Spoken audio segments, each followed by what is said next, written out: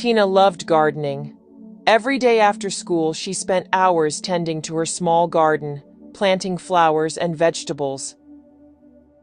Her favorite plant was a tiny sunflower seedling she had received from her grandmother. She cared for it diligently, hoping it would grow tall and strong. One summer, a severe drought hit Tina's town. The scorching sun dried up the soil, and many of the plants in her garden began to wither. Despite the lack of water, Tina continued to care for her sunflower, using what little water she could find to keep it alive. The neighbors noticed Tina's dedication and were moved by her perseverance. Inspired by her efforts, they began to save and share water with each other, prioritizing the gardens and plants. Slowly, the community came together, helping one another to get through the difficult time.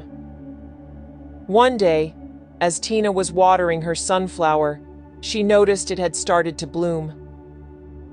Its bright yellow petals opened up, and it stood tall and proud despite the harsh conditions. Tina's heart swelled with pride and joy.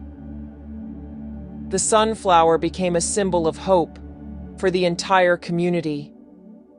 People admired its resilience and the spirit of cooperation that had kept it alive. Tina's small act of caring for her plant had inspired a movement of kindness and support among her neighbors. The moral of the story is, even in difficult times, small acts of dedication and care can inspire others and bring a community together.